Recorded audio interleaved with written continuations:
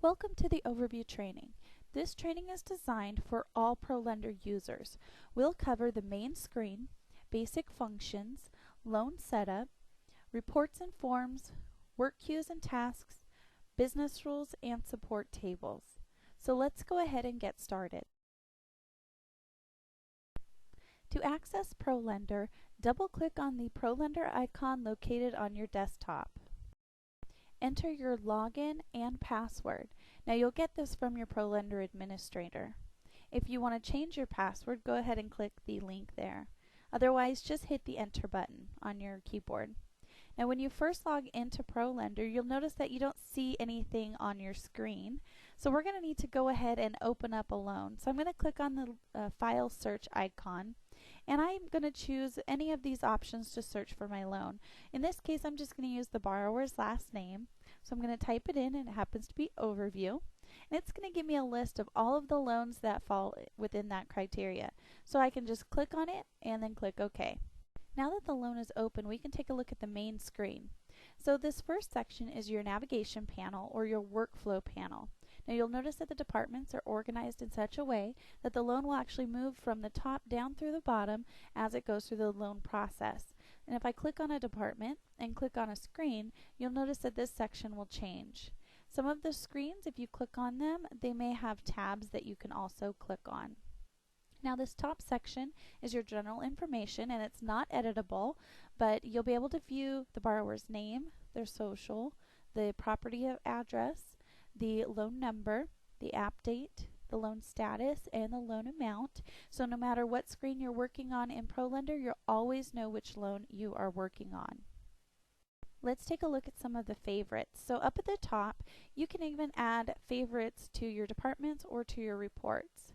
So if you have a favorite screen that you use all the time, you can add it to your favorites so it's always up at the top where you need it. So you can click on actions and add a screen to favorites, and it will put it up at the top.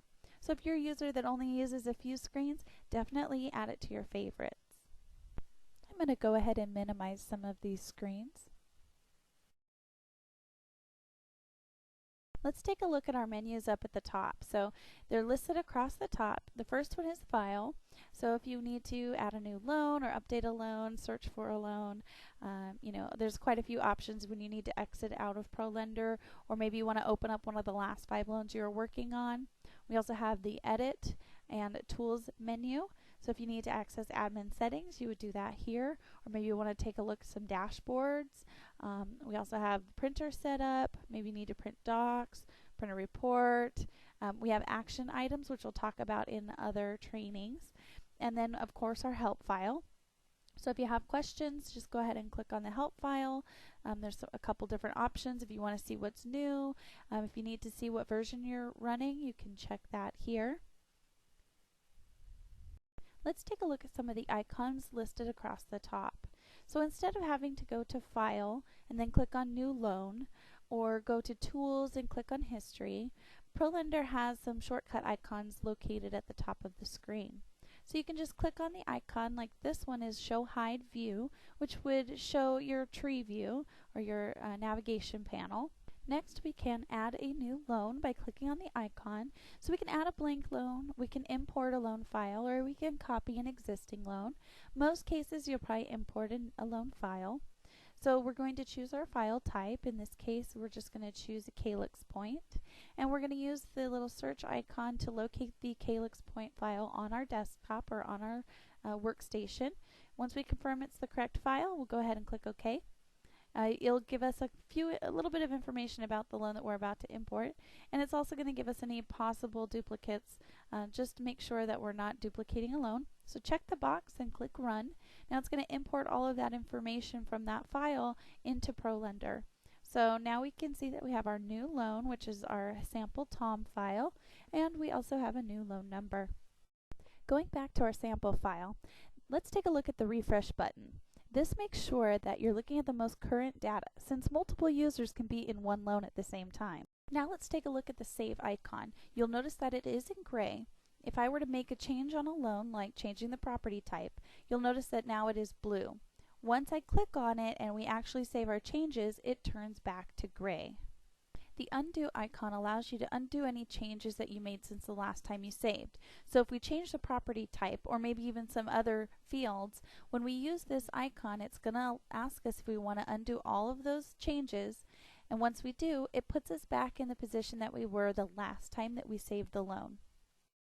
Now let's take a look at the reports and forms. So if you click on the icon, you'll see a list of all of the reports and forms that are available.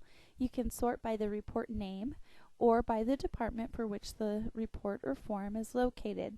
Now you can just click on the report or form's name, and down at the bottom you'll see a description of who normally uses this report and what's going to be on the report. Now some of the reports, they'll actually be filtered by maybe an underwriter or an office or something like that. So if you click on select, you'll see some information that you'll want to select. So you have your report header, which will default to your office, but you can select a different one. Some reports may ask you for a date range, so you can enter that in, and you may have some filter options like underwriter. You'll also want to select your send to, whether it's printer, preview, email, or Excel. Not all reports and forms will have all options. If you're an Image Center user, you may even be able to send it directly to Image Center. So once you've filled out all of those fields, you'll go ahead and click Run, and the report or form will generate for you. Let's take a look at Image Center. So we're going to click on the icon, and Image Center is going to pop up. We'll see a list of all of our folders. And within the folders, if you click on our individual image, we'll see that document on our screen, and you can even page through the pages. If you're an Image Center user, make sure that you view the Image Center training video. Next is the loan search icon, which we used at the beginning to locate our sample file. Let's take a look at the loan notes. So if we click on it, here we can see that we have our general notes. We also display the department specific notes. So if you needed to add a general note to this loan, you can go up to Actions, click on Insert General Note, type in whatever your note happens to be, and you'll notice up at the top that we do document the date, the time, who made the note, and whether or not it's being shown in WebLender. So if you're a WebLender user, you have that option. So we're going to go ahead and save our changes. If we go back up and take a look at how it's going to look to other users, when they click on that note, they'll see the message down at the bottom. Same as if they were to click on any of those department notes, they would be shown at the bottom as well. The loan history icon, if you click on that, will give you a history of all of the changes made on the loan. So if you click on the screen and click on the field, you can see a record of who has made a change, the date, the time, and what they changed that field to. Now if you go up to Actions, you can sort this information by the specific user. So if you click on the user, you'll see all of the changes that they've made to that loan, including the change and the date. You can also sort by a specific date, so if you want to see everything that's changed on a specific date, you can do that here as well. Now keep in mind the ProLender administrator can determine which fields get recorded and which ones do not. Let's take a look at the export icon. This gives you a list of all of the exports that are available to you. So if we take a look at the Fannie Mae 3.2 export, we can either just double click on it. It's going to generate the file, tell us where it's actually saving that file. So it's really that simple. Now some of them, if we take a look at the NMLS call report export, it may require you to complete a few fields before it can generate the export file. Next is the data recap screen. So we're going to click on the icon, and you'll notice that the screen docks on the right side of your ProLender screen.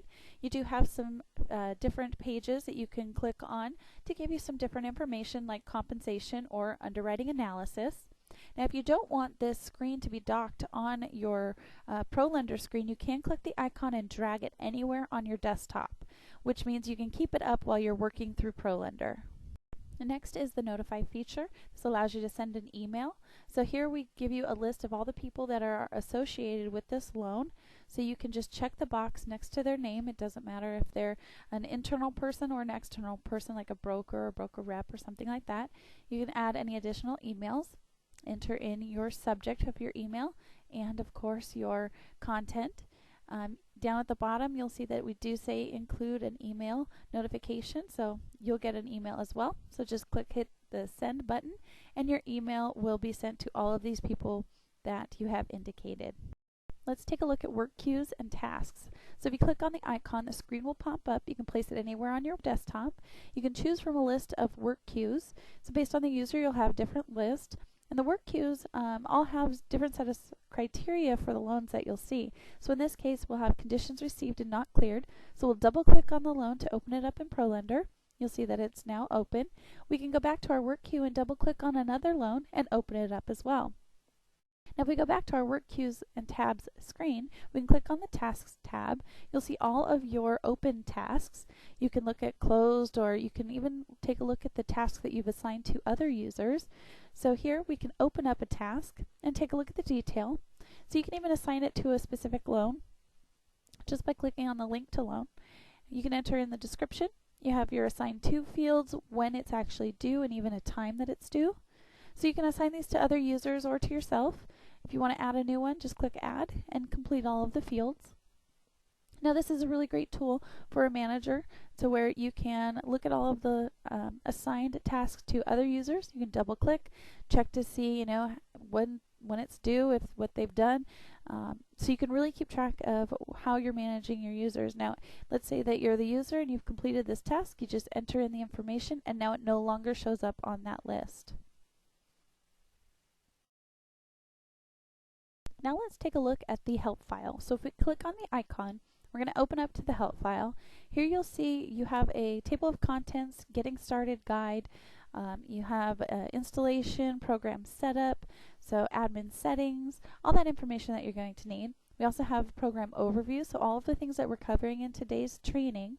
And then you also have your departments. So if you're looking for a specific area, you can just double click on the department, find the screen, and you'll see all of the information for that screen, including field definitions. So if you're not sure what a field does, go into the departments and you'll find a description. We also have the frequently asked questions, so find your department or your area, like basics. And here you can see step-by-step instructions on how to do some of the basic things in ProLender. Last, if you have questions, we give you the support and training information. So if you need to contact us, all of that information is located here. Another place where you can get help information is through ProLender Connect Client Portal. So you can go to our website and click on Client Login, enter in your username and password provided by your ProLender administrator. You can also go to www.prolender.com/connect. Here you'll see all of your license information, all of the products that you currently have licenses for. You can find a lot of information, what's new, frequently asked questions, guides, videos, requests. You can track your support tickets and document library. So there's a lot of good information in here. So you'll want to take advantage of all of the training materials. Obviously, if you're looking at this video, you have found it. Switching gears now, let's talk about the 5 different types of fields that we have in ProLender. First, we have a manually entered field, like the loan amount. This is where you can manually type in information, or it can be imported from an LOS system. The second type is a drop-down field, like the doc type, where you can select an option by clicking on the down arrow. Next are the automatically calculated fields, so like the loan to value, or the LTV, or CLTV. These are automatically calculated based on the information in ProLender. So if I were to make a change, you'll notice that these calced fields will automatically change. Next, let's take a look at the read-only fields. They look a lot like the calced fields in that the user can't edit them, but for example, the amort type or loan type, they're entered when the user selects the loan program. A read-only field may also be due to the user's security level. We also have support table fields like the loan program, and you'll notice that it has this little icon that you can click on. Now when you open up the support table, it's going to give you a list of all of these different items that you can click on. Now you can click select and it'll apply that item to the loan, or you can click view edit and see all of the information that is associated with this support table item. So in this case, all of this information that's been defaulted in our loan program detail, when we select it for our loan, it will automatically apply all of those fields to our loan. Let's take a look at some business rules. So when the user saves in ProLender, we're going to run a series of checks to make sure that everything looks good on the loan. So here we have a violation, which shows up as a red circle with an X through it. That means we can't move forward with the loan until this item is corrected. Next, we have a warning which shows up as a yellow triangle, which means we need to take a look at it, but it won't stop us from moving forward. Now, we do have the override capability for the violation. So a manager could enter in their login and password and allow the user to temporarily move forward with the loan. So if I were to make a change on this loan, let's say for example I select our compensation, the user is still going to get that violation because we haven't corrected it. So when we save, we still get that violation. So it's asking us to enter a submitted to underwriting date. So in order for me to get rid of this violation, I need to enter in that date. So once I enter it and I save, ProLender no longer gives me that rule violation. Otherwise, I would have to continue to ask the manager to override that business rule. One last item before we end the training. If you go to prolender.com/help/prolender, under the training guide section, you'll find an overview training guide. Now this has links to all of the topics that we talked about in today's training, plus topics that we didn't get to cover. So you'll want to make sure that you visit this page and take a look at all of the topics. One topic that we get a lot of questions from new users about is the loan number and how it's generated. Well, ProLender will generate the loan number for you. However, we do import the LOS loan number, so it is on your loan. If you have questions about the loan number, feel free to contact us. One last helpful hint is that you can use the letter N to enter in today's date. So if you're in a date field, just hit the letter N on your keyboard and it will automatically populate today's date. This concludes our overview training. If you have further questions, please visit the help file or log in to prolender.com/connect, email us at support@prolender.com, or call 858-974-4888 extension 2.